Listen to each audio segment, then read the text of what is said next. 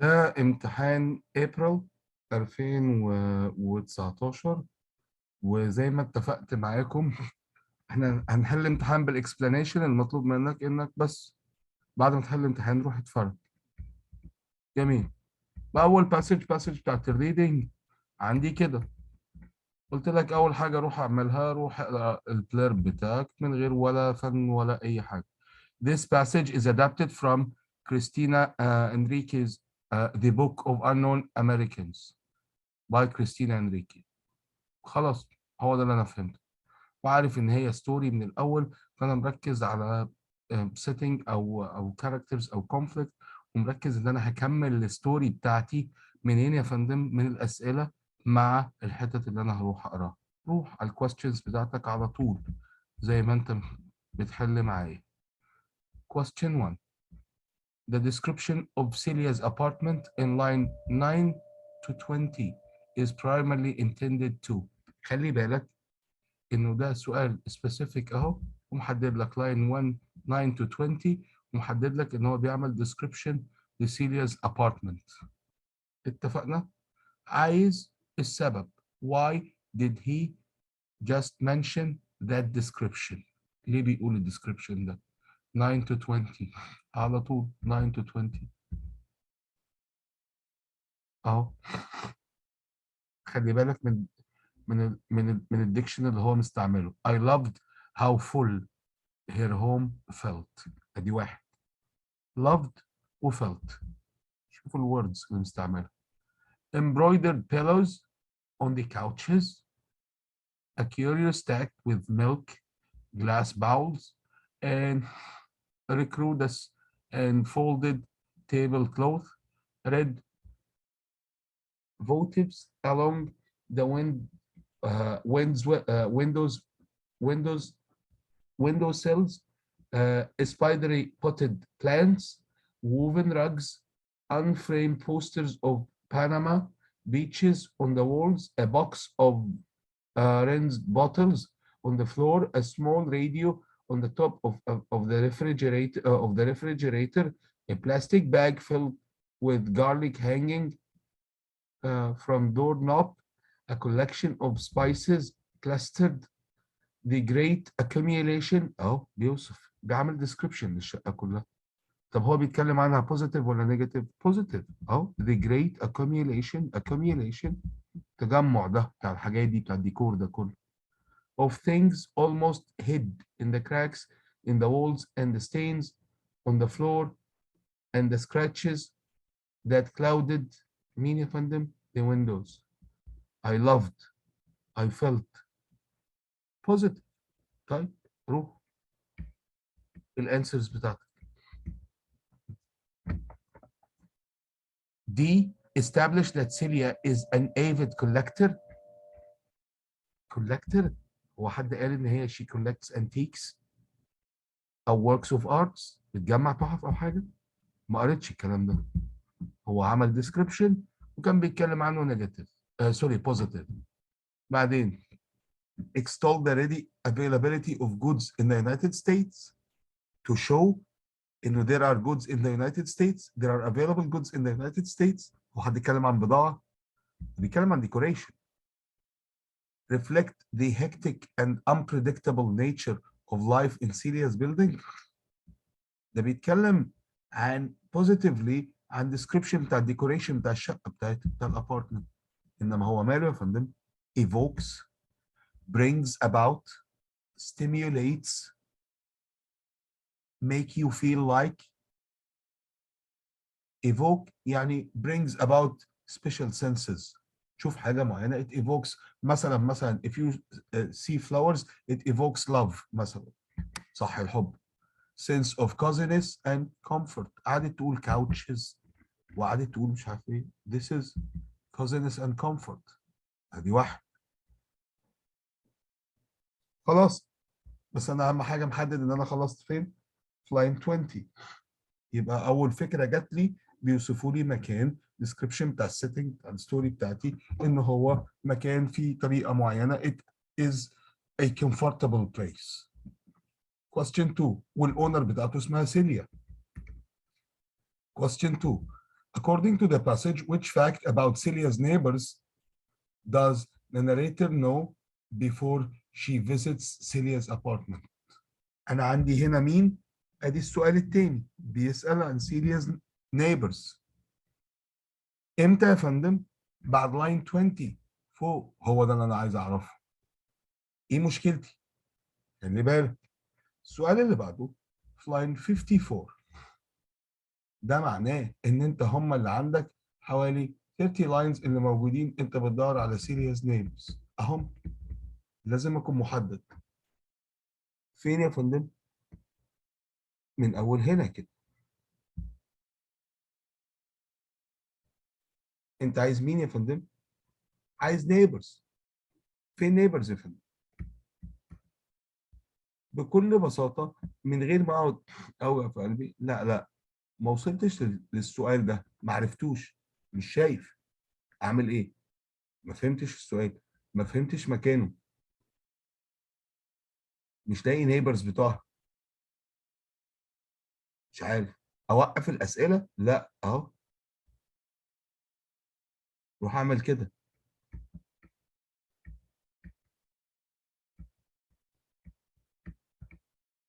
روح أعمل كده. روح السؤال اللي بعده. بكل بساطة هو قال كده. When Celia tells the narrator not to let Kesquia put you off. Line 54. Line 54 عايز يعرف put you off.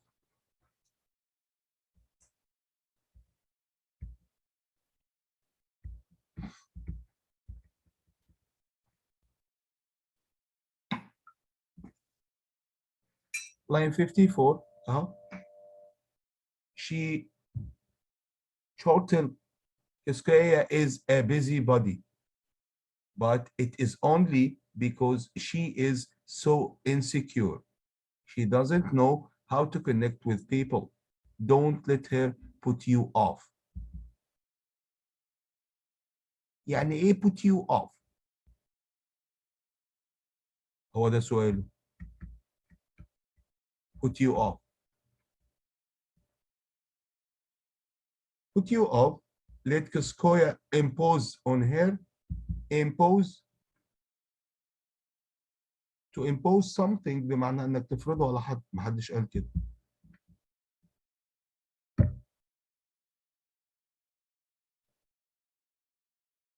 Let Koskoya avoid her. Avoid.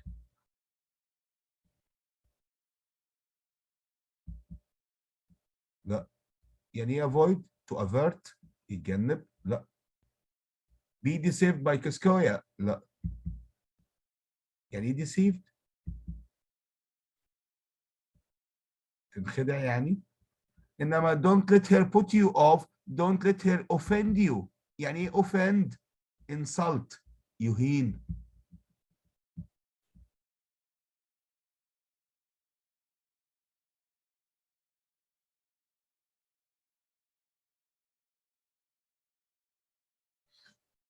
جميل.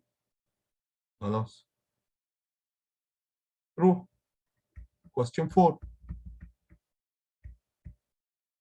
Which choice best describes the narrator's relationship with Celia's sons? Celia's sons من بعد لاين كام يا فندم؟ كان آخر سؤال. أنا عايز Celia's sons. عندي evidence قدامي أهو ممكن استعمله.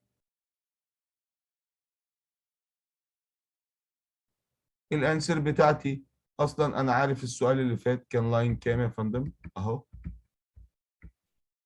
54. أكيد الانسر بتاعتي بعد 54. عايز إيه بعد 54 يا فندم؟ أهو عايز the narrator's relationship with Celia's sons من بعد 54. روح من بعد 54 narrator's relationship with Celia's sons. Celia began telling me about when she and Rafael and her boys had come here from Panama 15 years ago after the invasion. So, your son, he was born there, I asked. Narrator, oh, I have two boys, she said. Both of them were born there. Enrique, my oldest son, my oldest is away at college on a soccer scholarship, and there is Mayer, who you met. He's nothing at all like his brother. Rafa thinks we might have taken the wrong baby home from the hospital. She forced a smile. احنا باين خدنا واحد غلط من المستشفى. Just a joke of course. خلاص، الحتة الوحيدة اللي اتقابلوا فيها فين؟ الناريتر وواحد من ولادها اهو. And there is Mayor who you met. قابلته. انما الاولدست مش موجود والصغير مش عارف ايه. طب تعالى كده قولي ايه relationship between them. عايز اعرف what was the relationship between the narrator and her sons. ماله يا فندم؟ انهي واحده؟ هو شاف مين فيهم؟ شاف ماير صح؟ The narrator has seen Enrique. لا. The narrator's daughter attends. مين جاب سيرة narrator's daughter؟ The narrator knows Celia's sons. لا ما يعرفهمش. هو بس قابل مين يا فندم؟ The narrator has seen ماير اهو. سي وكانت موجودة هنا اهي في الحتة دي بالظبط. انت قريتها اهو. who you met. لاين كام؟ 61. ولا اي فن. بسرعة. لاين 61. فين يا فندم؟ هنا يا فندم. السؤال اللي بعده من اول فين يا فندم؟ 61 64 اهو بنفس الترتيب وراها. question 6 61 64. Celia remembers Rafa's joke. ان هم ايه؟ which joke؟ انه they should have brought the wrong child from the hospital. اخذوا ابن الغلط بعد الولاده. ليه يا فندم بتقول كده؟ معرفش. روح تاني لاين 61 64 زي ما قلت اهو. and there is Mayor who you met. he is nothing all like his brother. يبقى اول حاجه قالت لي مين؟ مش شبهه. Rafa thinks, to the extent that Rafa thinks we might have taken the wrong baby home from the hospital.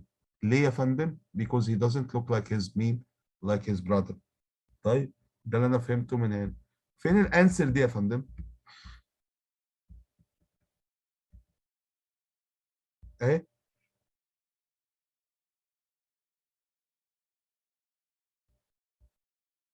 مالهم يا فندم؟ endear Rafa to the narrator. endear يعني tells him that, to tell the narrator that Rafa is very dear for us. لا طبعا. impress the narrator. ازاي to impress the narrator؟ ان هو يخليه يتعجب يعني؟ لا انما هو ماله يا فندم؟ different. He doesn't look like his brother. هي ده اللي هي قالته. ما تجيبش حاجه من دماغك. diffuse a tense situation. diffuse بمعنى spread. tense situation لا ملوش دعوه. هي بس عايزه تقول انه they don't look alike زي ما هي قالت. they are different. question 7. based on the passage, it is most reasonable to infer that Celia knows the answer to which question about the narrator's family before the narrator visits her apartment.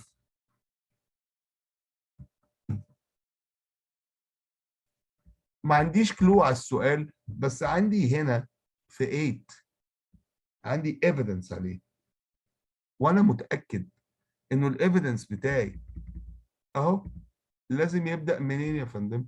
من بعد 64. انا متأكد من كده. طب روح اشوف كده فادتني في حاجة من بعد 64. لا ده من اول واحدة من بعد 64. خلاص السؤال بيسأل كده. روح جاوب بقى وابتدي في الايفيدنس بتاعك. السؤال بيسأل كده based on the passage it is most reasonable to infer that Celia knows the answer to which question about the narrator's family before the narrator visits her apartment. What does Celia know in advance before the narrator's visit؟ هو ده السؤال. من أول لاين كام يا فندم؟ من أول لاين 7980. 7980 اتفضل أهو أدي 7980. And she is going. Celia trailed off as though she didn't want to say it out aloud. تاني اقرا روح من قبليها. Do you have other children besides your daughter? Only her, I said, glancing at my hands around the glass. The perspiration from the ice had left a ring of water on the thigh of my pants. اتكلم عن مين؟ عن علامات المية اللي موجودة على جسمه. ده معناه ايه؟ ان هو اتكسف. ده معناه ايه؟ انه she knows something that he doesn't want her to know. اهي. And she's going. Celia trailed off as though she didn't want to say it out aloud. عرفنا هنا ان هي بتتكلم عن مين؟ عن بنته. ده معناه انه ايه؟ انه she knows that he has a daughter. فين الكلام ده؟ الكلام ده في 8A. حظي طلع حلو انه جت طلع لي اول evidence. ده السؤال الوحيد اللي مشي معايا في الباسج. اهو الانسر بتاعت 7 فين يا فندم؟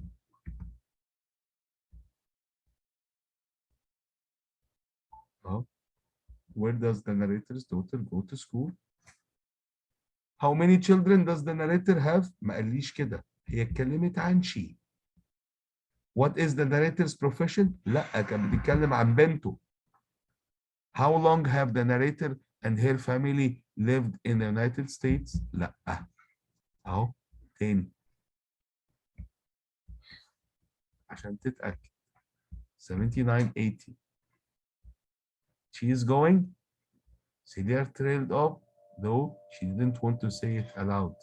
To ايه يا فندم؟ To Evers. المدرسة بتاعتها. اتفقنا؟ ماشي. Question 9 هو موجهك 91 96. أنا ما رضيتش أقول كده بس عايزك تلاحظها. عايزك تلاحظ إنه الإيفيدنس بتاعي فوق كان لازم من قبل ما أروح أتأكد إن هو يا ده يا ده. ليه يا فندم؟ بص السؤال ده بادئ منين؟ فأنت كده الاتنين دول أوت أصلا.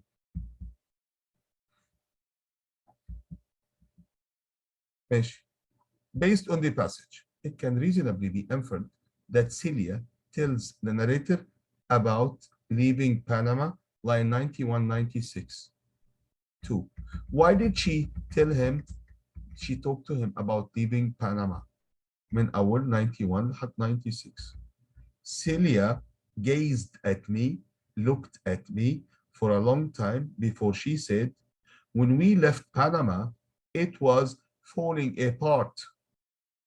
Panama was falling apart. تتهدم. Rava and I thought it would be better for the boys to grow up here. Even though Panama was where we had spent our whole lives. Panama المكان اللي عشنا فيه. But it is better for the kids to start here in America. It is amazing, isn't it, what parents will do for their children to live all their lives and move to other country. Why? For the good of their children. اهو فين يا فندم الكلام ده؟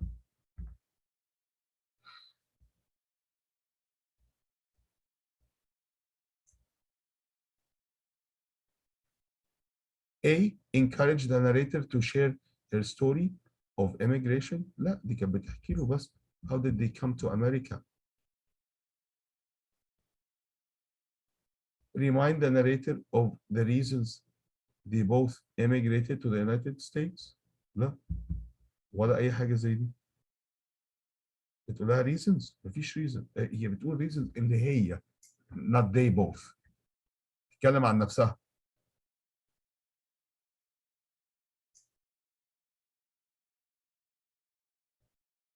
See, console, to console معناها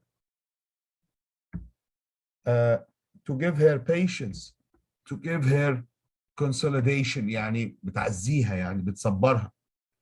The narrator, by describing how Celia's family has prospered since they left. لا ما قالتش ولا prospered ولا حاجة، هي قالت we're going to leave for the good of our children. إنما مالها assure the narrator that she understands and empathizes with her. إنه نفس الظروف. We all make sacrifices for the sake of our children. أهو 10, 91, 96.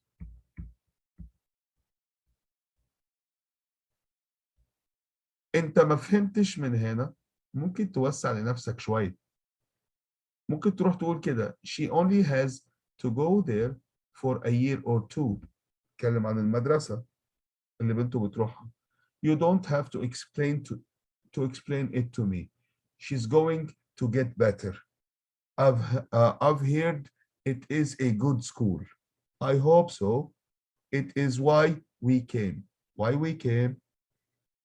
Why did they come to فين يا فندم؟ To America for good schools. كمل الكلام. Celia gazed at me for a long time before she said, when we left Panama, it was falling apart. احنا جينا هنا ليه؟ Even though Panama كذا كذا, it is amazing what parents will do for their children. تقصد نفسها. هي وجوزها عملوا كده فين؟ For their children. فين يا فندم؟ موجودة هنا في دي. I know you don't have to tell me. أنا فاهمة الظروف دي. Question 10. In line 97, the word benediction primarily serves to. فين benediction يا فندم؟ Line 97.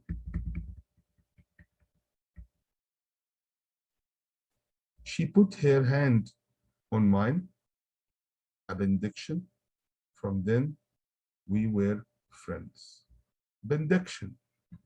لو أنت عندك في دماغك أصلا كلمة benediction الأول، أنا خليني أقول لك كده إنه أنا مش عارف مثلا يعني إيه كلمة benediction، بس عايز أقول كده، عايز أقول إنه they put their hands together، وقال هو قال لي كده they put their hands together. فين يا فندم؟ أهو she put her hand on mine, a benediction. فشكله it looks like an agreement between them، لأنه قال لي كده from that time we were friends. فأنا فهمت إنه ده is like an oath or an agreement، اتفاق، قسم، حاجة زي كده. أنا فهمت كده. benediction معناها كده إن إحنا we have an oath، اتفقنا اتفاق يعني إن إحنا to be friends from now then. ماشي. ده معناه إنه عايز يقول مين يا فندم؟ إن هما they both became close friends. ده اللي عايز يقول. stress the importance of religion. ملوش دعوه بسيره الدين، هو بيتكلم عن البوند، عن الريليشن شيب اللي هم عملوها مع بعض. حطوا ايديهم فوق ايدين بعض وقالوا حاجه انه from that day on they were friends. Imply that the narrator views Celia as an authority figure. authority ايه؟ انهي سلطه؟ انهي authority؟ لا طبعا. Emphasize how meaningful Celia's gesture was for the narrator، ولا demonstrate how eloquently Celia spoke. هم ما كانوش عن speaking، انما الجستشر، الاشاره اللي عملوها انه they put their hands over each other، that meant an oath, a very strong agreement between them to be friends forever. هي دي الجستشر. الجستشر هنا يقصد بيها الساين اللي هم عملوها. they put their hands over each other as a benediction. Benediction means like an oath, an eternal relationship. احنا نبقى اصحاب forever. جميل. عندي السؤال ده اللي انا فوتته ما عرفتش احله. ما عرفتش احدد هو مكانه فين. انما اهو دلوقتي الباسج كلها اتكشفت قدامي. تو immigrants بيتكلموا مع بعض وبيحكوا ظروفهم لبعض، انه احنا جينا هنا بسبب كذا وكذا وكذا. For the good of our children. According to the passage, which fact about Celia's neighbors does the narrator know before she visits? انا عندي كلو واحد هنا، انه هنا after line 20 ادي واحد، وبعدين هنا جايب لي اسامي النيبرز بتوعها، تقريبا اسامي ناس معرفش اهو، بيني كوينتو وماتشو ميتشو الفاريز و كوسكويا دي اللي احنا اتكلمنا عنها من شويه، كانت لنا في السؤال قبليه. اروح اهو فين بقى لاين 20؟ انا بقول لك بابسط طريقه، انا مش عارف فين يا عم. هنا كده فين يا فندم؟ من اول لاين 20 هنا كده مفيش اي كلام عن النيبرز. she looked just as I had first time I met her. بيتكلم عن مين؟ عن سيليا نفسها. كويس. بعدين روح هناك كده، كل الناس اللي جابت سيرتهم اهو موجودين تحت هنا كده اهو. Celia told me about the provisions we would need for winter. دي provisions، الحاجات اللي هي provisions يعني تقصد بيها الجودز اللي هي محتاجاها for winter، بطاطين مش عارف ايه blankets هدوم وهكذا. انما هنا اهي she gossiped about people in the building. she told me that اهو people in the building اهو من اول هنا اللي هم مين يا فندم؟ النيبرز بتوعها. ميتشو الفاريز who she claimed always wore his camera، شايل الكاميرا وماشي على طول around his neck. had a sensitive side despite the fact that he might look big and burly. And that Benny Quinto ادي تاني واحد شايل الكاميرا and sensitive. تاني واحد who was close friends with Micho، صاحب مين؟ صاحب ميتشو الفارس، had studied to be a priest اهو. She said that Kaskoya dyed her hair, which was hardly news. ليه hardly news? I had assumed as much when I met her. It is the most unnatural shade of red. Celia shade. Raphael says it looks like she dumped a pot of tomato sauce on her head. حتى ايه يا فندم؟ حتى اكنها عامله شعرها red. She dyed her hair red. صبغته احمر اكن هي she has a bottle of ketchup on her head. فين يا فندم؟ هي دي. انا عرفت منين ان هي she knows before؟ لانه قال لك it was hardly news which was hardly news، يعني اي حد عارفها. اهي الانسر فين يا فندم؟ دي كسكايا dyes her hair، تصبغ شعرها.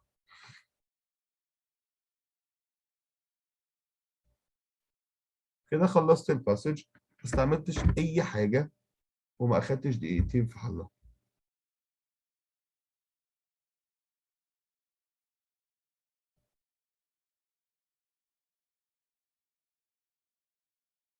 عندي باسج 2.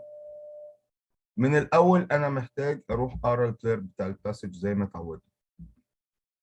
This passage is adapted from Ray Herbert Extremist Politics Debating the Nuts and Bolts. ماشي. nuts and bolts رصاص ونتس nuts. فمن الواضح ان هو debating something، حاجتين عكس بعض. بيتكلم عن contradiction واضح عندي من الاول.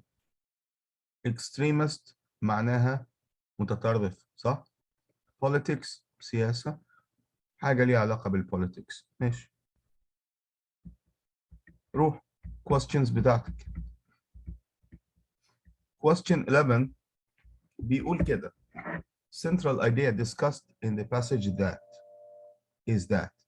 وانت قريت الباسج كلها؟ لا، عايز central idea فوته. روح question 12 over the course of the passage بيتكلم عن مين؟ عن الفوكس. الفوكس بيشيفتس منين لفين؟ احنا قلنا كده في سؤال الفوكس شيفت، قلنا انت مش محتاج تروح تقرا الباسج كلها عشان تجيب الفوكس كله. انت ممكن تقرا بس اول الفوكس وتعرف هو بيتكلم عن مين وتجيبه هنا، شوف اول الفوكس فين. جميل، ده معناه روح اعمل كده، روح اقرا اول تو لاينز في الباسج اهو. فين يا فندم؟ اهو من اول هنا. Voters need to understand the prosaic details of complex policies. Most have asked out positions on these issues, but they are not often reasoned positions, which take hard intellectual work. في ناس ازاي ناخد position. Need to understand details of policies. Voters. خلاص، ده بيديني هنا مين يا فندم؟ General idea, fact اهي.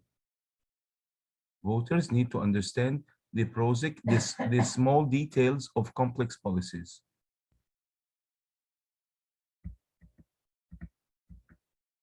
ماشي. A discussion of long-standing problem. هو في حد في اللاين ده اتكلم عن problem؟ لا، مفيش problem.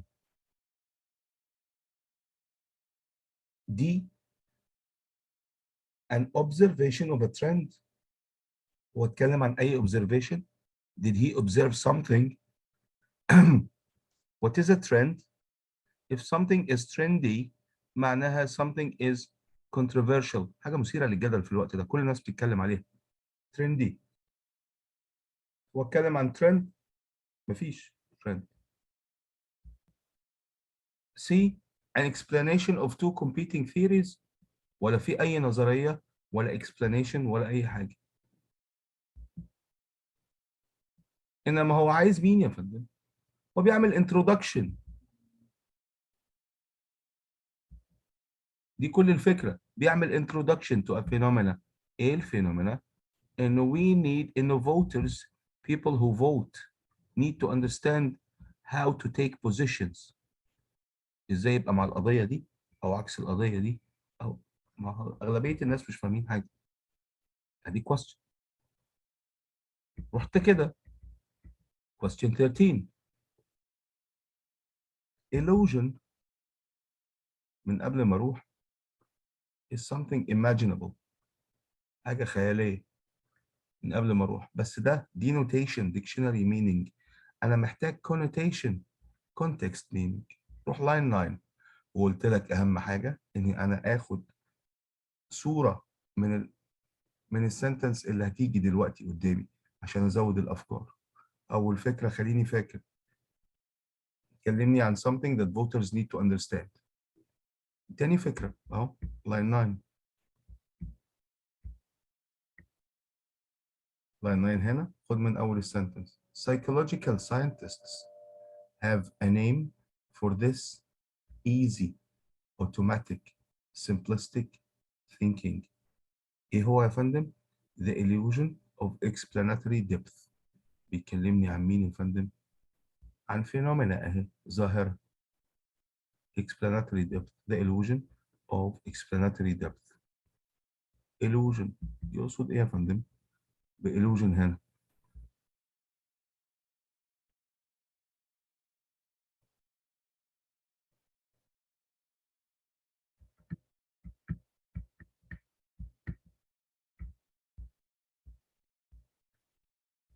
دي phantom. يعني إيه phantom؟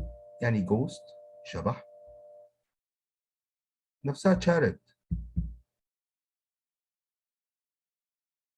ملهاش دعوة طبعا، off topic. فاضل لي مين؟ دريم. هو ما كانش بيتكلم عن دريم، انما هو مين؟ misconception misunderstanding الاليوجن. ماشي كمان، يبقى انا عرفت ان هو هيكلمني عن illusion اسمه كذا. ادي كمان فكره. الفكره اللي بعديها اهي line 13 shape. 13 كل ده بيساعدني ان انا ازود الباسج في دماغي. line 13. When in fact we are clueless, and these false and extreme beliefs shape our preferences. It shape our preferences معناها frame our preferences, direct our preferences بتوجهها.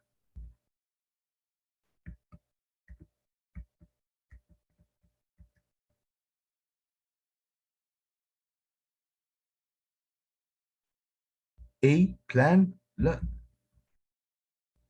model بتشكل لا. انما بتعمل ايه؟ بتinfluence، بتimpact، بتaffect، بتأثر.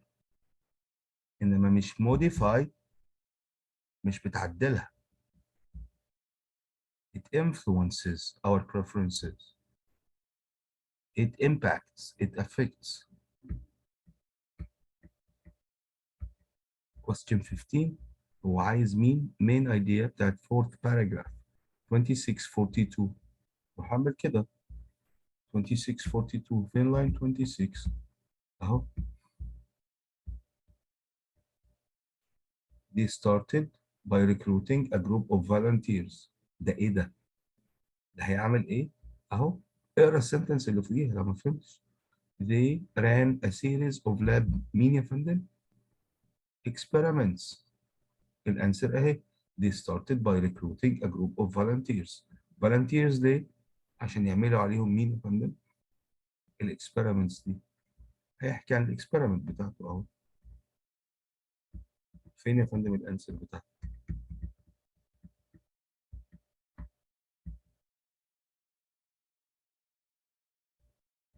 provide support for a theory. لا. experiment. defend the need for a research study. experiment اهو. specifics, the steps, the measurements of an experiment, the steps. هي دي. Question 16. The passage implies that when conducting his laboratory work بيتكلم عن مين يا فندم؟ Fernbach would have been most surprised by which finding. يبقى عايز surprised بتاعت Fernbach by which finding, by which result. أنا ما عنديش كلو الانسر بتاعتي فين، بس عندي هنا مين يا فندم؟ الايفيدنس بتاعي. وفي الايفيدنس بتاعي لو انا بس بشوف شويه هنا قال لي فيرنباك، فما كنتش محتاج اقعد اعمل الفيلم ده كله. لو رحت لاين 44 اهو 44 جرب بس. Let's be honest. Most of us never do this. Fernbach's idea was that such an exercise would force many to realize just how little they really know about cap and trade, and confronted with their own ignorance, they would dampen their own enthusiasm. دي المفاجأة بتاعت فيرنباك. ايه المشكلة؟ عرفتها لوحدي بكل بساطة. اهي الانسر اهي موجودة هنا. دي من 44 ل 49. لو رحت قريتها تاني عشان تأكد عليها لحد الآخر عشان توصل للأنسر اللي فوقيها. They would dampen their own enthusiasm. They would be humbled and as a result take less extreme positions. أهو لحد هنا. And that's just what happened.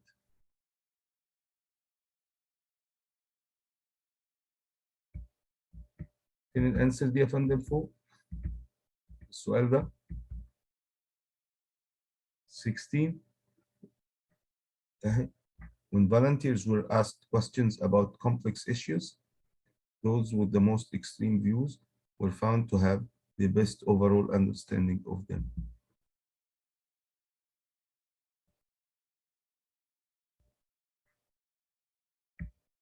لو انت مش عارف خالص. Two questions اللي بعديه. Based on the passage, which action most likely reduce political extremism among the citizenry? عايز ايه يا فندم؟ عايز reduce political extremism، التطرف السياسي among the citizens, among the people of any given nation. انا من الاول من هنا للسؤال ده فرق معايا في حاجه 17؟ لا، بس انا عارف انه الانسر فين، بس عارف ان انا فين بعد لاين 50. الموضوع بتاعي بعد لاين 50 وكل الايفيدنس بتاعي بعد لاين 50. بس انا عايز مين يا فندم؟ عايز الاكشن that reduce political extremism. فانا اقدر اطلعه من الايفيدنس الاول اهو. روح 19.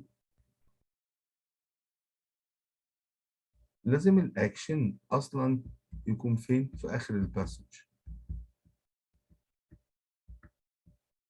عشان هو عمل الاكسبيرمنت وعايز حلول للمشكله بتاعته، عايز دلوقتي يقول السولوشنز بتاعته.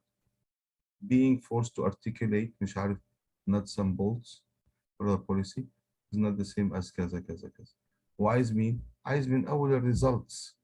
هنا ايه اللي عرفني ان هو عايز من اول الريزلتس؟ هو عايز اكشن. الاكشن لازم يجي اخر حاجه بعد الريزلتس. الاكشن فين؟ هو عايز عايز to change اهو political extremism اهو. عرفت منين انا؟ هي دي الحته الوحيده اللي اتكلمت عن political extremism من بعد line 50. ما هو قدامي باين.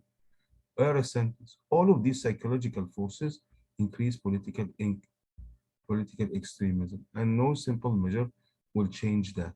But forcing the candidates to provide concrete and elaborate plans might be a start. It gives citizens a starting place. أهو change هنا أهو. دي الحتة الوحيدة اللي اتكلمت عن كده. الكلام ده موجود فين؟ هنا في دي آخر evidence اللي هو هنا.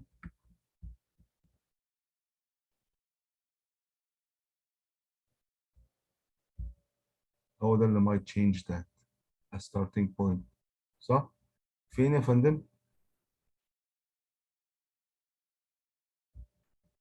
question 18 اهو. requiring that politicians explain their proposed policies. يبينوا البلانز بتاعتهم قبل ما مين؟ قبل الالكشن، قبل الانتخابات. هو ده اللي هو قاله. فين يا فندم؟ اهو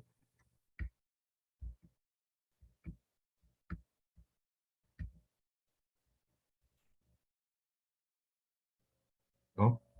forcing candidates المرشحين to provide concrete and elaborate plans. شرح للبلانز بتاعتهم might be a start. يعملوا شرح للبلان قبل الالكشنز، قبل الانتخابات. ولا قريت اي حاجه في الباسج بس اتغلبت عليه. فاضل لي السؤالين دول. according to figure 1, which statement best describes the change in the mean self-ratings of volunteers after they were asked to analyze and explain a policy? عايز مين؟ figure 1 after asked and to explain and analyze a policy. فين يا عم؟ figure 1 after asked.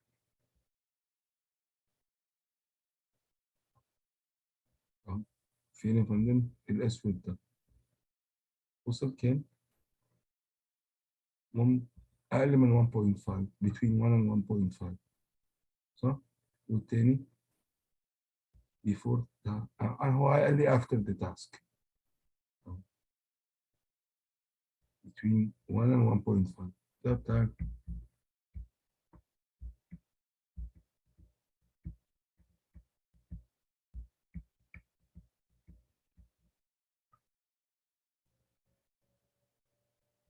between 1 and 1.5. اقل ولا اكتر؟ اقل. they became more. لا، اقل. less. they became more. لا، became less و less. ده less confident in their understanding of the policy و less interested in the policy. طب وريني كده اهو.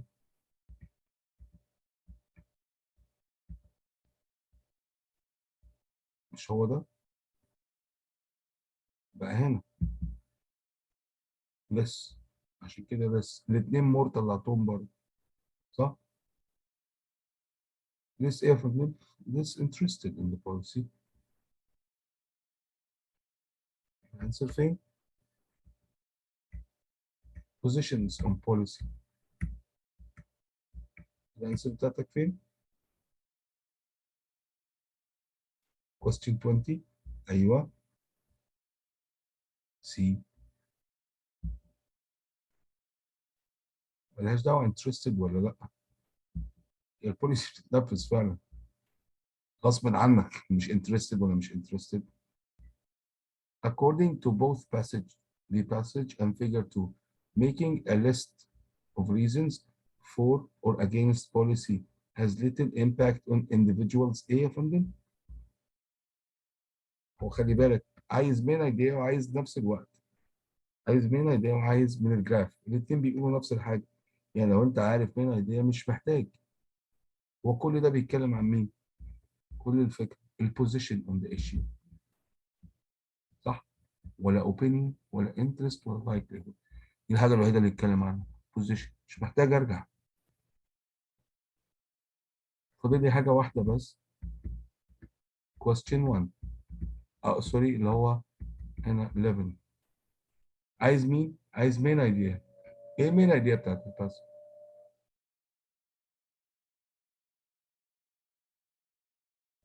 articulating saying reasons for holding an opinion can cause people to decide that they are wrong. لا ملوش دعوه. هو عمل ايه؟ بيتكلم عن البوزيشنز بتاعتنا اللي احنا بناخدها according to preferences بس. لما يتقال لك البلان قبليها تقدر تاخد position. لو انت if you understand you're going to take a good position خلاص هو ده اللي هو يقصده. D. People are likely to understand their most passionately held positions to avoid offending others. ما حدش يتكلم عن offending أصلا. Most people are not truly interested in understanding complex ideas. ما كانش بيتكلم عن كده. إنما كان بيتكلم عن مين؟ The process of describing an issue in detail. لو الحكاية اتحكيت لك كلها in detail can make people more moderate in their views مش extremist about the issue. طيب the way of convincing. جميل. كل ده عملته من غير ما اعرف الاكسبيرمنت اللي عملها، من غير ما اعرف any minor detail that I don't need. اروح باسج 3 بنفس التركيز اهو. ما عنديش ادنى مشكله انه انا ما اكونش فاهم الباسج بس اقدر احلها لاني مش محتاجها كلها. ماشي. تعال ادي الباسج. This passage is adapted from rare woodland plant uses cryptic coloration. Cryptic بيقصد secret coloration to hide from predators. ده بيتكلم عن مين؟ Plant uses coloration to hide from predators. Predators مفترسين.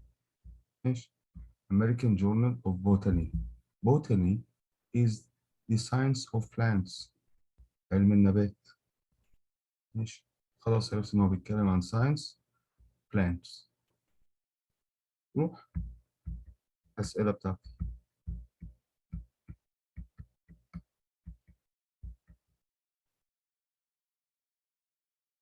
Question 22. Main purpose of the passage. معرفش main purpose. Question 23. 23 is a specific question. أقدر أحله؟ أقدر أحله. Which choice best supports the idea that the ability of a species to use camouflage? What is camouflage? Is disguise. It's a technique of hiding. تخفي. Effectively can provide an evolutionary advantage. تاني الidea أهي. The ability of a species camouflage. يبقى أنا عايز أميز مين يا فندم؟ species camouflage من الإيفيدنس ده. بدور على camouflage. 1 2 و 2 7 أول 2 evidence. في الغالب لازم أكون متوقع إن هم هنا في المنطقة دي. أهو 1 2 it is well known that some animal species use camouflage to hide from predators. بيتكلم عن مين؟ عن animal. أنا محتاج اللي بيتكلم عن plants. Individuals that are able to blend into their surroundings. blend يعني mix مع surroundings. فكرة التخفي يعني. and avoid being eaten are able to survive longer, reproduce, and thus increase their fitness compared to those who stand out more. هيتاكلوا على طول. يبقى few camouflage مش هتتاكل. هي دي الفكرة اللي بيقولها. فين اللي اتكلمت عن plant؟ أهو. They seem like a good strategy and fairly common in the animal kingdom. But whoever heard of a plant doing the same thing? فين يا فندم؟ في البلانت. The use of coloration or pigmentation. البيجمنت هي الصبغة. Pigmentation يقصد التلون as a vital component of acquiring food or as means of attracting pollinators has been well studied. خلاص أنا عرفت هو بيتكلم عن مين. How do plants use coloration? حاجة من اتنين، بتتخفى يا attract pollinators.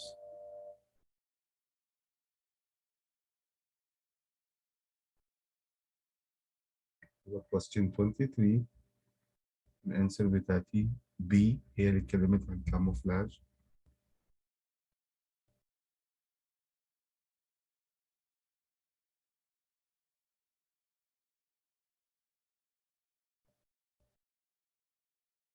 question 24 بيتكلم عن coloration in plants. أنا قريتها مش محتاج أرجع أقراها تاني. بيعمل إيه الcoloration في plants؟ بيأتراكت pollinators صح؟ ده اللي قاله لي.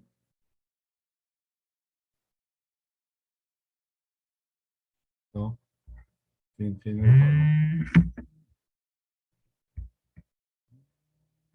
أنا متأكد من مكانه مش محتاج أتعرف على مكانه تاني. أهو in plants the use of coloration or pigmentation as a vital component of acquiring food to acquire food or as means of attracting pollinators has been well studied. However, the variation in pigmentation as means of escaping predation has received little attention. To avoid escaping predation التخفي has received little attention. فين ده يا فندم؟ أهو بكل بساطة. Smaller subject, smaller number of scientific investigation, little attention.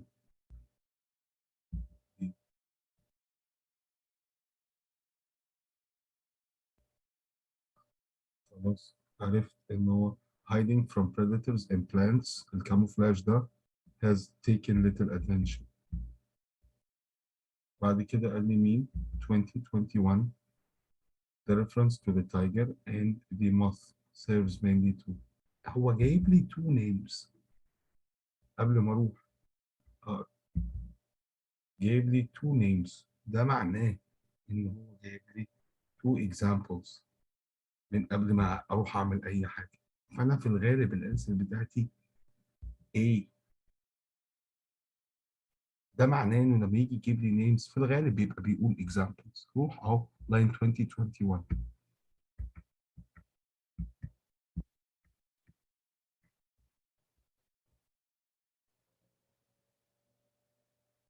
قال لك كده. خلينا نجيب السنتنس من أول. Matthew Closter from Harvard University and colleagues empirically using experiments يقصد investigated whether the dried bracts specialized leaves نوع معين من leaves on rare woodland plant might serve a similar purpose as the stripes on the tiger or the gray coloration of the wings of the peppered moth, namely to hide. Gave two examples. عرفت منين؟ هو قال as بيعمل likeness بيدي example بيعمل similarity using as or like اوعى تنسى giving examples. okay. زي ما اتفقنا A من غير ما اروح ادور انا عارف الانسر. لو انت بتقرا كويس كنت عرفت انه الانسر A من غير ما ترجع واخدت الفكره دي كمان. 26 بعد لاين كام؟ 21.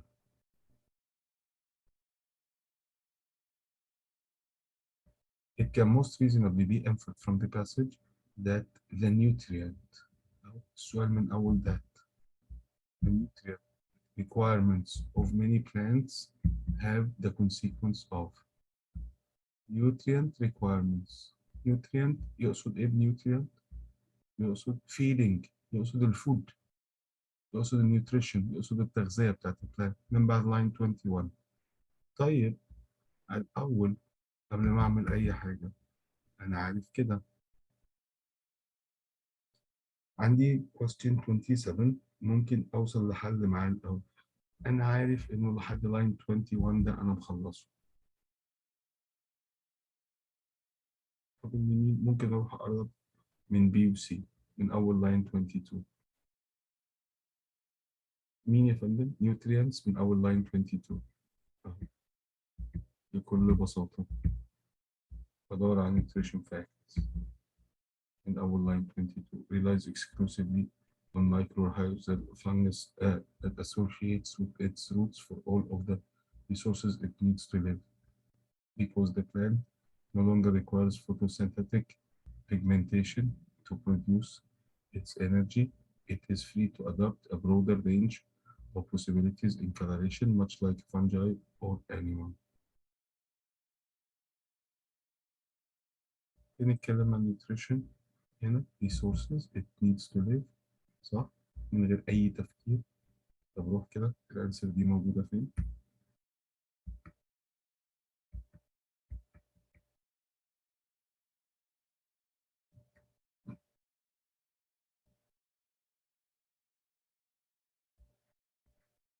خلينا نشوف كده من أول 925. Because the plant no longer requires. روح شوف السؤال تاني. ادي السؤال بتاعك اتأكد that nutrient requirement for many plants have the consequence of نتيجة the result of. طيب هو عايز نتيجة ايه؟ nutrient requirements نتيجة التغذية نتيجة المتطلبات التغذية requirements طيب because this plant no longer requires photosynthetic pigmentation to produce its own energy, its own food. It is free to adopt كذا كذا كذا 25 to 30. The consequence it is free to adopt كذا كذا كذا أي طريقة هو عايزها.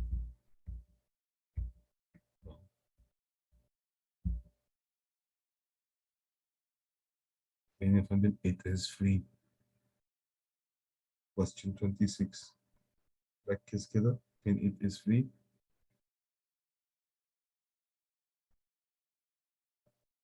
يعني روح ارجع لها عشان تتأكد. Is free to adopt a broader range of coloration possibility or broader range of possibilities in coloration much like fungi or animal. أهو يعني فندم.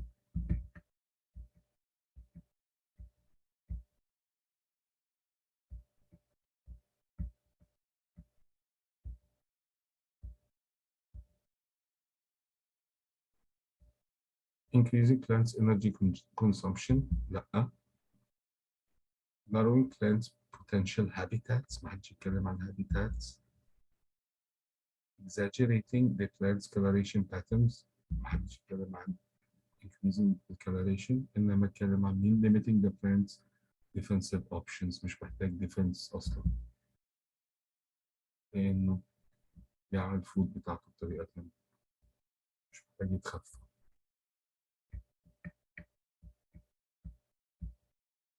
28 broader spacious جاية من space بمعنى واسع roomier ملهاش دعوة. وكان بيتكلم عن broader range of possibilities. tolerant to tolerate someone معناها to endure لا ما يتحملش عليه. obvious clear but extensive بمعنى to extend بمعنى to increase in scope يبقى wider يبقى أوسع.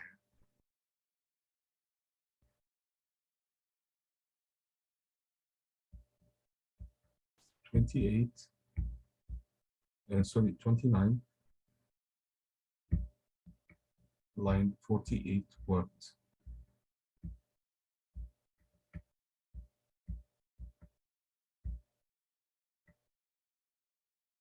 Furthermore, they experimentally demonstrated that this camouflage actually worked to hide the plant from its predators and increased its fitness.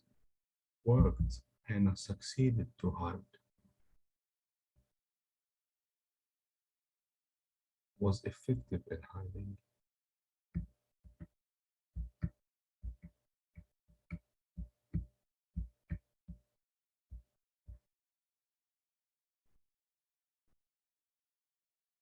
خليني أقول manipulated.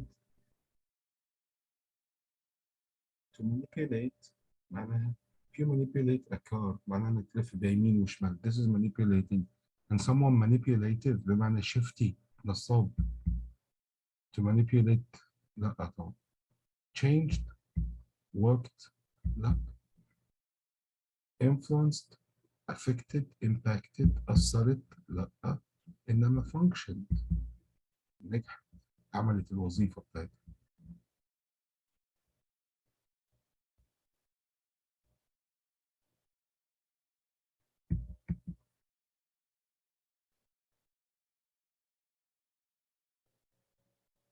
مش هحل 30 31 32 مش قادر ارجع للرسمة الساعة 1 12 45 زي ما انتم شايفين.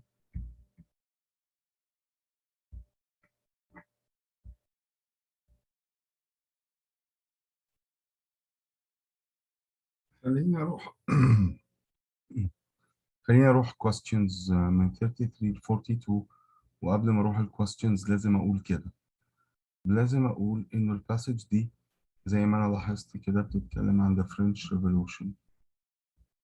the revolution in France. والrevolution in France قامت على الفيودال سيستم اللي كان موجود في اوروبا في الميدل ايجز. الفيودال سيستم هو السيستم اوف كلاسز اللي هو بادئ من عند الكينج بعدين النوبلز بعدين النايتس بعدين البيزنتس أو الفلاحين في الآخر. جميل. الثورة هناك قامت عشان to change that social system. وفي الآخر كونوا حاجة اسمها the National Assembly اللي هو زي the Parliament أو زي مجلس الشعب عندنا. وكان في 3 estates 3 classes. ماشي.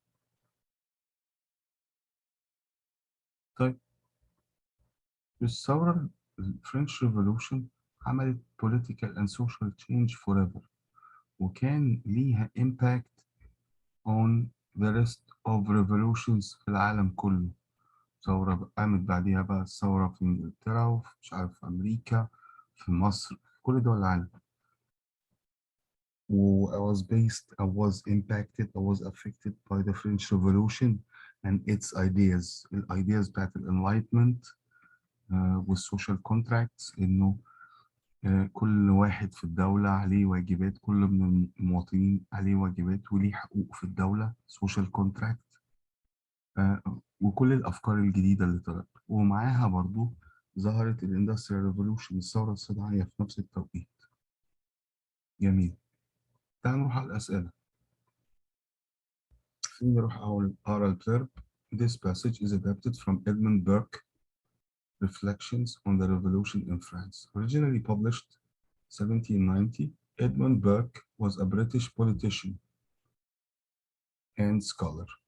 In 1789, the French formed a new governmental body known as the National Assembly, accompanying the tumultuous period of political and social change known as the French Revolution. جميل. روح الأسئلة بتاعتك. أول question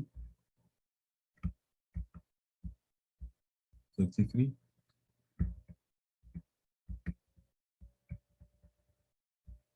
It can reasonably be inferred the passage that هذا السؤال. Burke is particularly upset with the National Assembly's decision to there is a decision by the National Assembly that Burke doesn't like.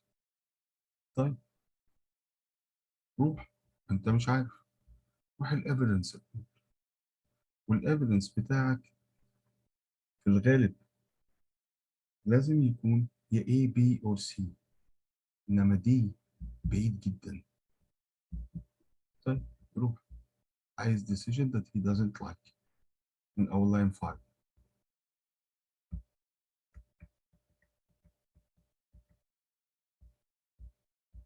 But to form a free government that is to temper together these opposite elements, يعني to bring together these opposite elements of liberty and restraint in one consistent work, requires much thought, deep reflection, a sagacious,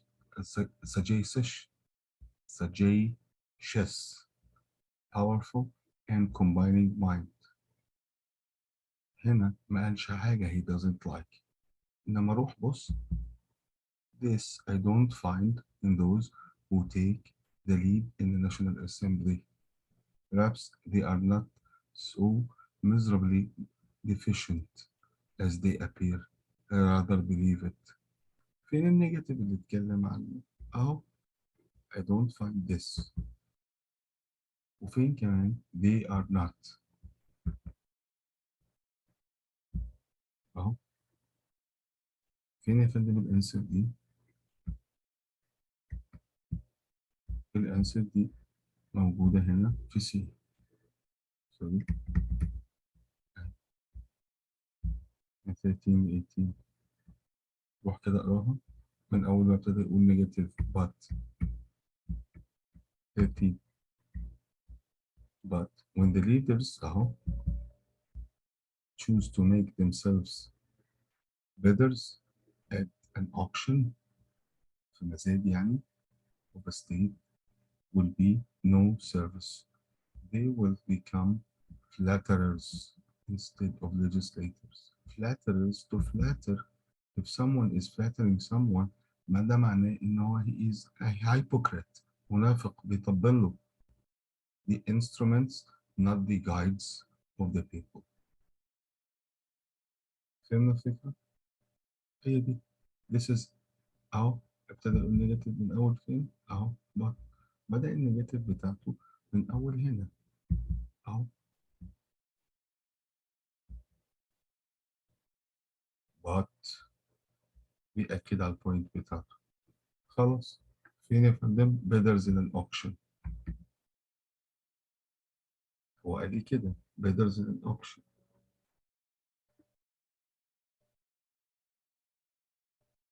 Question 33.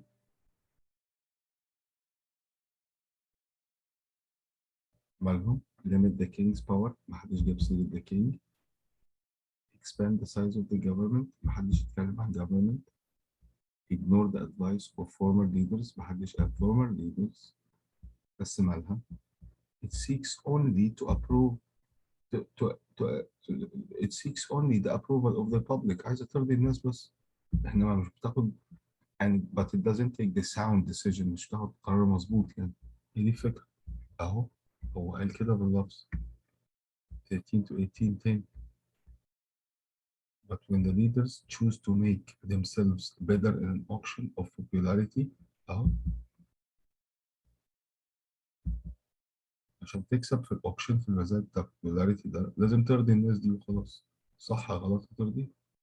اهو their talents in the construction of the state will be of no service، مش هيبقى عندهم أي مواهب in the construction of the state، في بنى الدولة.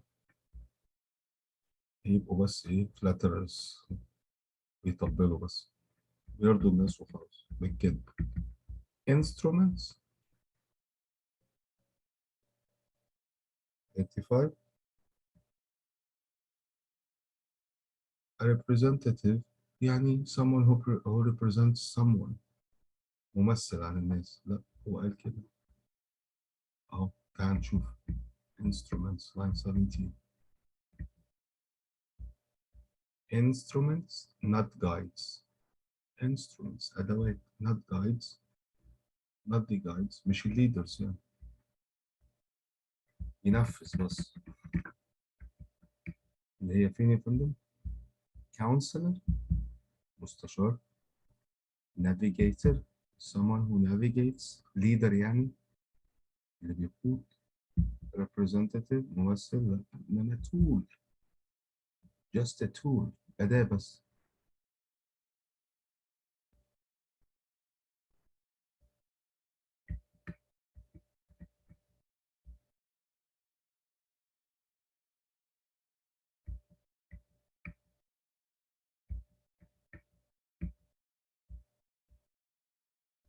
question 36. based on the passage Burke believes that French leaders who would advocate moderate positions. عايز مين؟ French leaders advocate moderate positions. بعد لاين كام؟ بعد لاين 18. اه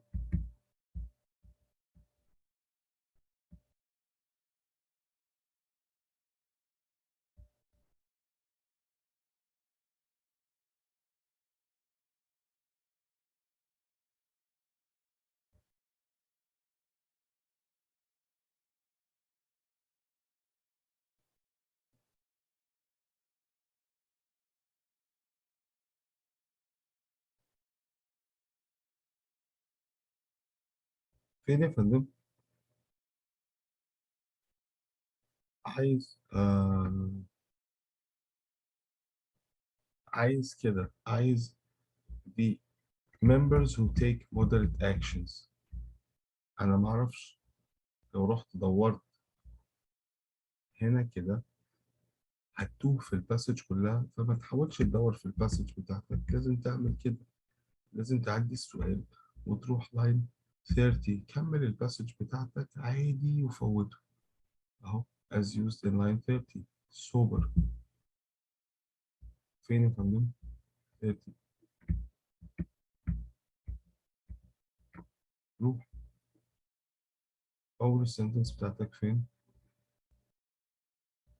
نعم أول السنتنس أهو، شفتها؟ بيتكلم عن كلمة مين؟ moderation. مش هو ده اللي كان بيسأل عنه في السؤال اللي فات هنا؟ أهو leaders who would advocate moderation moderate positions are. صح؟ أهو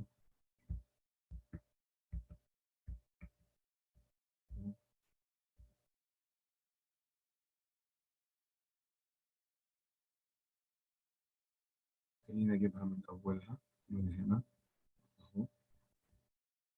If any of them should happen to propose a scheme of liberty, a plan of liberty, soberly limited and defined with proper qualifications, he will be immediately outbid by his competitors. هيغلبوه الcompetitors بتوعه عشان هو is taking who will produce something more splendidly popular. Suspicions will be raised of his fidelity to his cause. Moderation will be stigmatized as the virtue of cowards. Stigmatized يبقى أي واحد moderate هيقولوا عليه إيه يا فندم؟ ستيجما الستونش، العلامة القذرة اللي بتبقى في التاريخ بتاع البني آدم. stigmatized على إنه مين يا فندم؟ coward أو and compromised as the prudence of a trader. خاين. يبقى مين يا فندم؟ coward and trader. negative أهو فين يا فندم؟ 36.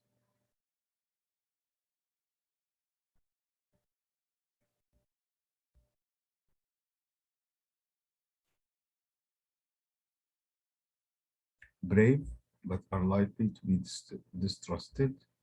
لا brave ازاي؟ cowardly but are likely to be praised. مين اللي قال كده؟ ده coward. virtuous but are likely to be ignored. virtuous. إنما sensible عشان هو بيتعاطف مع الناس بس. are likely to be undermined. مش هو عايز يرضي الناس. sensible أهو. in hopes of reserving the credit which may enable him to temper and moderate on some occasions. The popular leader is obliged to become active. أو temper and moderate. sensitive.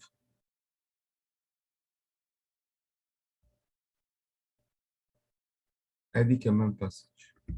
سوري ادي كمان question. عندك question اللي بعده اللي هو هنا ده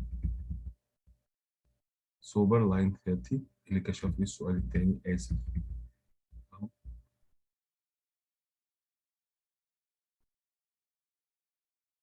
The popular leader is obliged to become active in propagating doctrines. propagating يعني ايه يا فندم؟ يعني to making propaganda, making declarations إعلانات. doctrines, publishing doctrines يعني يوزعها ينشرها and establishing powers that will afterwards defeat any sober purpose at which he ultimately might have aimed. Sober purpose aimed at sober sober purpose grave sad أكيد لأ rehabilitated بمعنى recycle purpose حصل له rehabilitation unpretentious to pretend معناها إنك تتظاهر unpretentious يعني غير مقصود يعني إنما هو أي purpose لازم يكون reasonable عشان يبقى purpose. عايز central claim في last paragraph وعايز يتكلم عن the British أهو last paragraph the British in last paragraph مش محدد last paragraph the British من أول هنا أهو whatever they are I wish my countrymen rather to recommend to our neighbors the example of the British Constitution دستور than to take models from them for the improvement of our own. يبقى عايزهم ياخدوا إيه؟ الموديل. In the former ياخدوا الموديل على بعض. In the former they have got an invaluable treasure. They are not, I think, without some causes of apprehension, fear, and complaint, shakwa, but these they don't owe their constitution but to their own conduct. هم اللي عاملين constitution لنفسهم. أيوة يا فندم، الأنسر بتاعتك فين؟ سوري، آسف. مين يا فندم؟ That the British have الأول failed to take effective measures. لا ده هم عايزين يقلدوهم كمان. Left their government essentially unchanged for hundreds of years. لا ده هو ما قالش كده، هو قال ان هم successful واحنا عايزين نقلدهم. Tried to export. لا ده هو قال احنا we need to export. and acted wisely to revise rather than replace their political system. هم اللي صلحوا political system بتاعهم. Burke refers to repair of building line 7072 to make the point that 7072.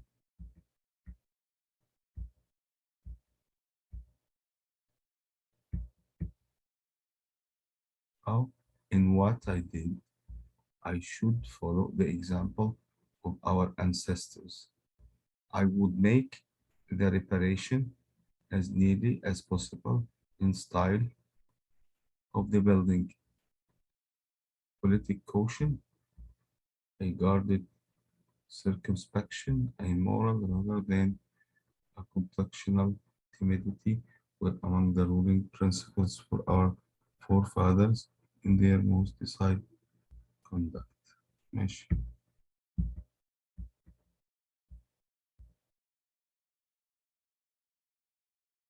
هو كان عايز يقول ايه هنا؟ هو قال انه انا هصلح مش هعمل بيلدينج جديد، صح؟ ايه دي الفكرة؟ قال كده تاني. And I would make the reparation as nearly as possible in the style of the building. بيتكلم عن equality reparation as the style as the building. عرفت منين as ماشي.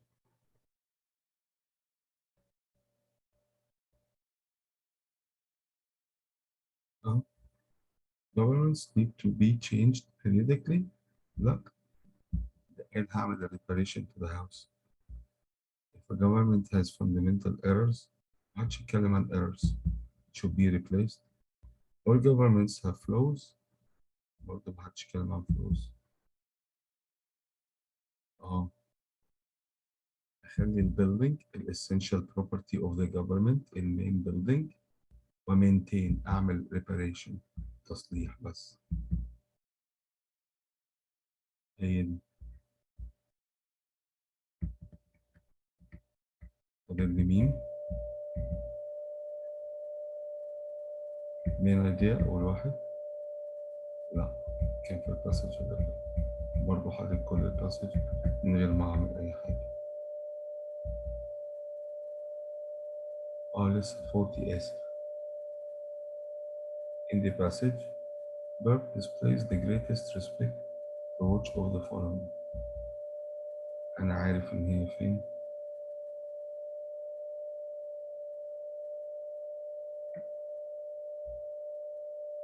السؤال اللي فات كان في لاين كده 71 72 فلازم تبقى هنا 41 دي من غير ما أفكر. خليني أروح كده أقراها وأحل السؤال اللي فوق. لو أشوف السؤال اللي فوق greatest respect for which of the following وموجودة في 81 84.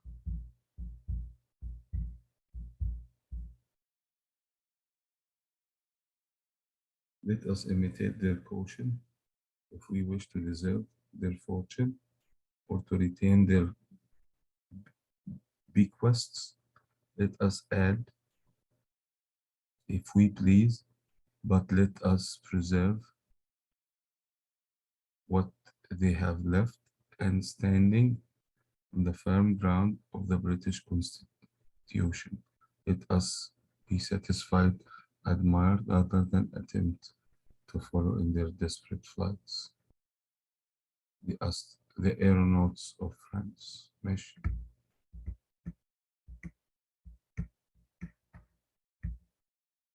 Question 40 كان بيتكلم عن مين؟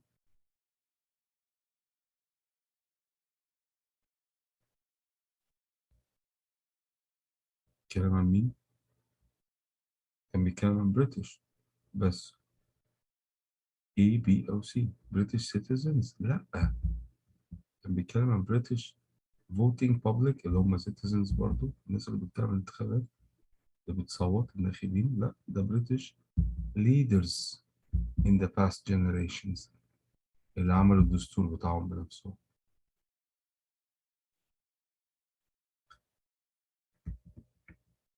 بعدين هنا gentlemen of France عايز الاتيتيود بتاعه ناحيته.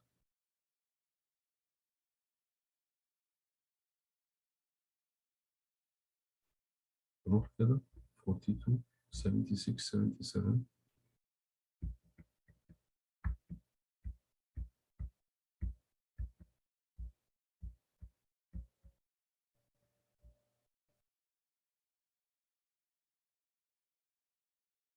Not being illuminated with the light of which gentlemen of France tell us they have got so abundant to share.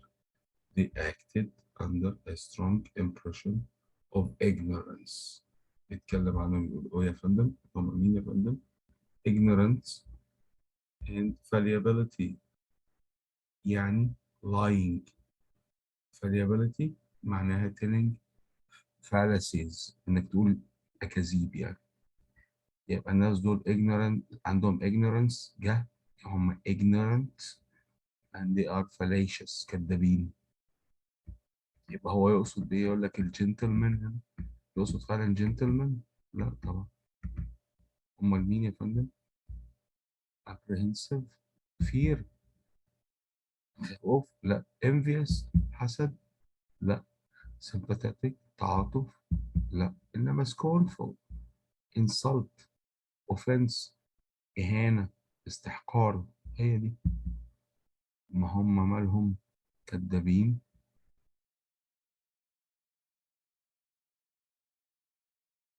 تمام. آخر باسج في الامتحان اللي هم آخر 10 questions في الريدنج، دول بعتبرهم أصعب 10 questions في الامتحان كله، reading ورايتنج وماث، لأن هم بيبقى عليهم أكتر weight، في الغالب بيبقوا difficulty 5. البير باسج اللي قدامي أنا مش ههتم، أنا همشي بنفس الطريقة ومش ههتم غير بالأسئلة اللي أنا هحلها بس. هم دول اللي هاخد منهم ideas. بحتاج الايديا بتاعت الباسج الاولانيه والايديا بتاعت الباسج الثانيه عشان اشوف في الاخر الريليشن شيب between the two passages. اهو اول واحده this passage one is adapted from Rex Dalton last in the past. Last means a look in the past by Nature Publishing Group. Passage 2 is adapted from Michael Walter what caused a 1300-year deep freeze. هو يتكلم عن time بيتكلم عن freeze. Advancement by the American Association for the Advancement of Science. Clovis hunters. Clovis is a type of food. Hunters are widely regarded as among the first people to inhabit North America. يبقى هيكلمني عن مين؟ First people to inhabit North America. خلاص. خليني أروح كده للأسئلة بتاعتي. أول question 43. Which choice provides the best support for the claim that أدي الكليم the impact hypothesis is not the only possible explanation for a sudden change in the Earth climate. نظرية الإمباكت هذه المين أيديا بتاعت الباسج. طيب هو عايز مين؟ evidence على الكلام ده. impact hypothesis is not دي possible explanation. أنا على طول 43 لازم أتوقع if أول two evidence. ماشي، أهو أدي أول evidence. line 8. The team argues that its idea explains multiple observations, not only the climate cooling and the disappearance of clovis hunters, but also the near stimulation is simultaneous extinction of the continent's large mammals. بيتكلم هنا عن مين؟ extinction of animals. إنما أهي hypothesis explain each of these three events: a change in ocean كذا كذا كذا كذا كذا. فين يا فندم؟ هنا B 15 to 17. That change in Y is مين يا فندم؟ 43. That only possible explanation for the sudden change in climate in Earth's climate.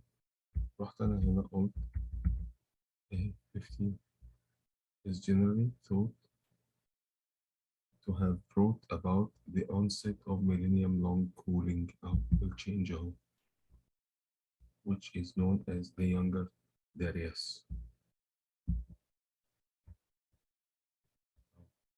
Is generally thought to have brought about the onset, the start of the millennium-long cooling. Millennium يقصد 1000 years.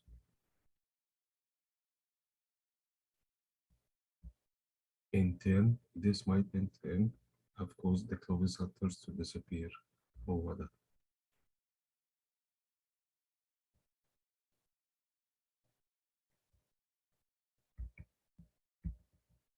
Based on passage 1, which hypothetical discovery would provide the most support for the impact hypothesis. خلي بالك إنه أنت خلصت فين؟ في line 17. يبقى لازم ده يبقى بعد line 17. الأنسر بتاعت question 44 تبقى بعد line 17. أو آسف. I support for the impact hypothesis بعد line 17.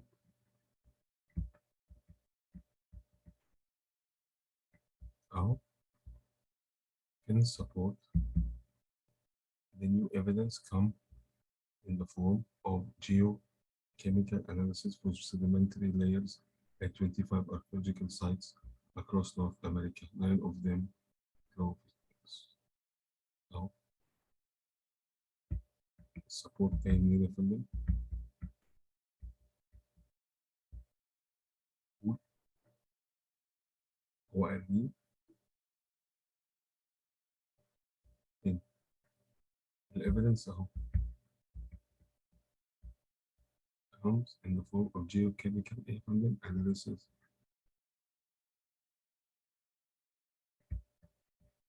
كلمة واضحة.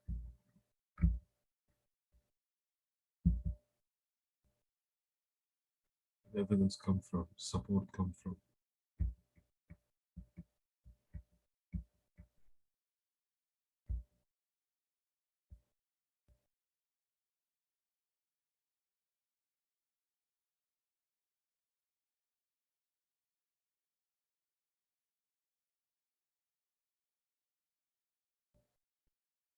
أهو فين؟ كمل.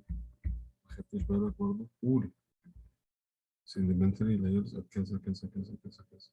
Certain features of the layers say team suggests that they contain debris from an extraterrestrial impact. This includes spherules of glass and carbon, and amounts of the element vanadium too high have originated on Earth. In addition, the rocks contain black layers of carbonates. شوف الديسكريبشن ده فين يطلعه. أهو.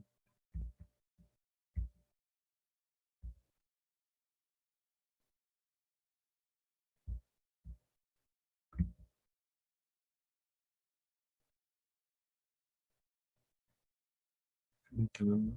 أهو levels of osmium are is rare on earth، فعشان كده مش موجودين في الاستيرويدز. asteroids يعني في الأجرام السماوية.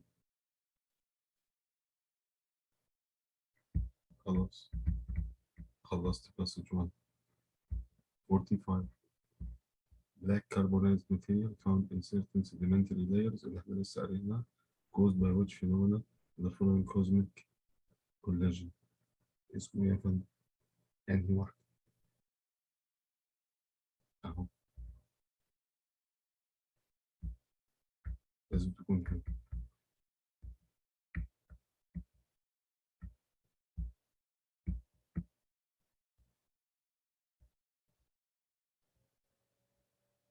ايه يا فندم؟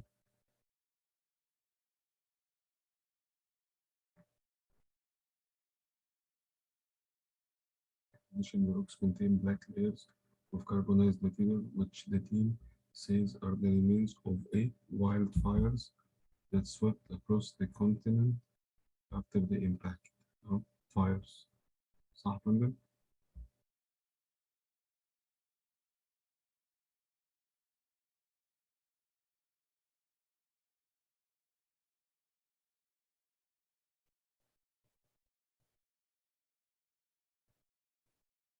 ايه الكلام ده في الانسرز؟ هنا اهو. اهو fires.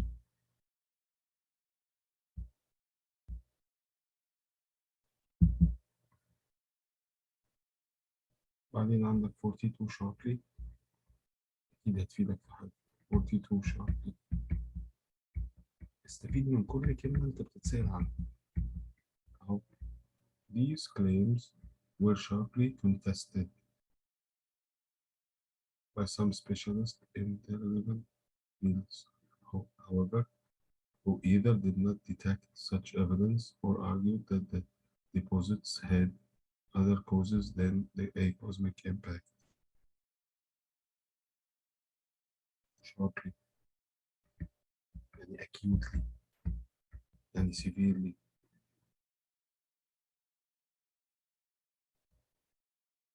اه strongly صح.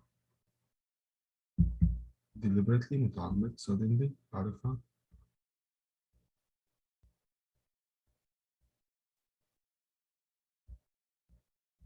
قال كده based on passage 2. Maltese صح. Meltzer and his team relied on which evidence? On the younger to challenge the younger Dryas impact hypothesis. اه فين؟ لازم تيجي بعدها. وبعدين يديني مين؟ evidence. صح؟ evidence question 48 ال evidence. أنا أصلا كنت هنا، فال evidence بتاعي يا سي يا دي من غير أي فهم. روح كده سي. سوري، خلينا نبدأ من تحت. خلينا نبدأ بدي. طب ما هو بيسأل عن the team من غير أي كلام. اه the team.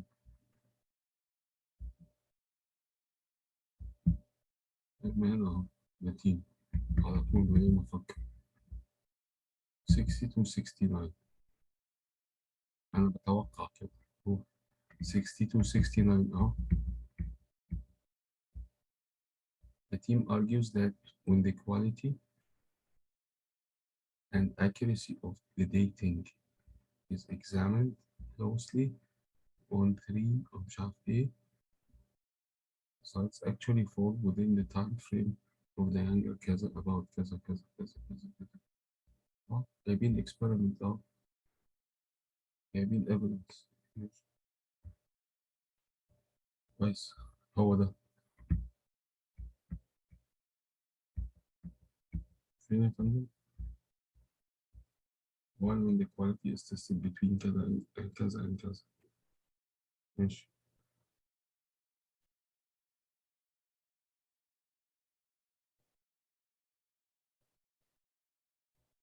أهو the re-evaluation the dates assigned the sites thought to display signs of the proposed impact. يعني the same impact نفس الديت بتاع اليانجر درايس. طيب question 49. The phrase more nuanced contrasts most directly with the word Meltzer's quoted remarks 70-77. أنهي واحدة بتقول صح؟ More nuanced 78. عايزة equal to which word of these? More nuanced. But teaser says, whereas no one in Hollywood makes movies about more nuanced explanations such as obvious points, disagreement. Odd يعني يقصد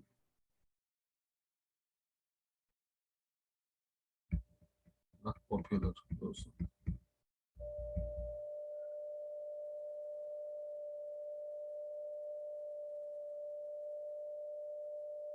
Theoretical لا. Broad general لا. وcomplex لا. Simple. More simple. More nuanced يقصد بيها يعني more simple. ماشي. 50. The relationship between both passages. هما they both agree on one thing اللي هو التريس. ده اللي انا اكتشفناه صح؟ التانية بتسبورت الأولانية. الأولانية اتكلمت عن younger dryas impact hypothesis النظرية، والتانية قالت supported الفكرة دي. فين الكلام ده؟ Passage 2 presents a critique of the central hypothesis described in passage 1. Passage 2 explains scientific question. لا مش explain passage 2. Passage 2 discusses possible implication. لا مش تأكيد ولا حاجة. Passage 2 identifies evidence in favor of the central hypothesis advanced in passage 1. لا هي كانت فيها حتة بس بتختلف معاه بتكريتيك مش بتسبورت.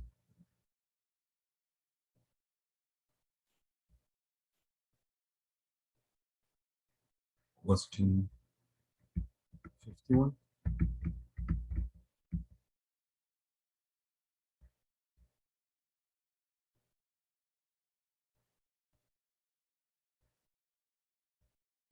The authors of both passages characterize the impact hypothesis. خلي بالك إن في واحدة من الاتنين قالت إن الإمباكت hypothesis حصلت out of the air، وواحدة قالت حصلت in the air extraterrestrial فوق في السماء.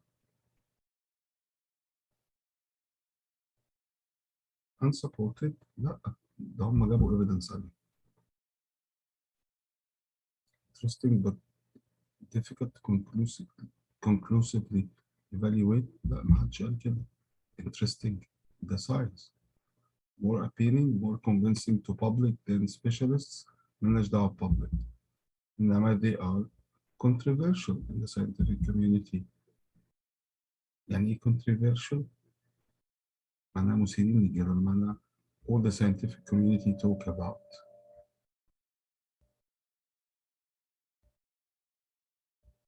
Question 52. If Meltzer's findings in passage 2 are accurate, what can most reasonably be inferred about the glass and carbon spherules mentioned in the last paragraph of passage 1?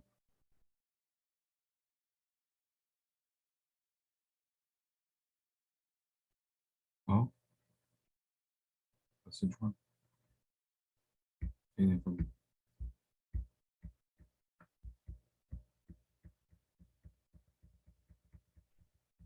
في آخر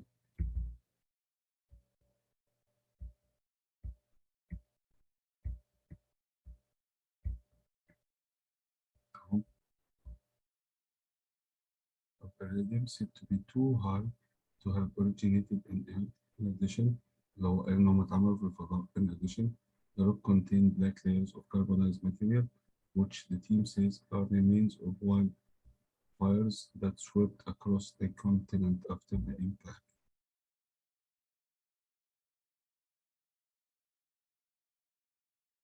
هي دي اللي كان بيتكلم عليها.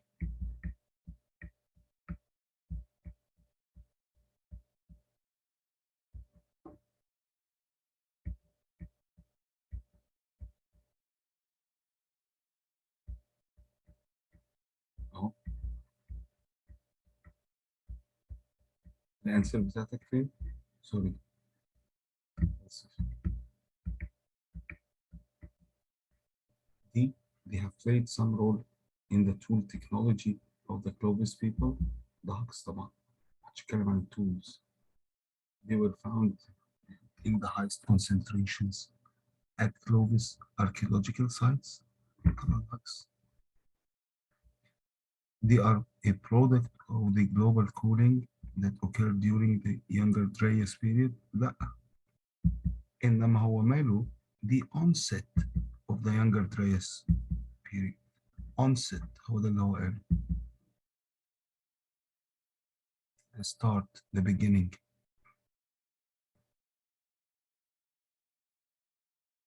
شكرا. خلي بالك الانسر كي بتاعك وراه اهو. شكرا.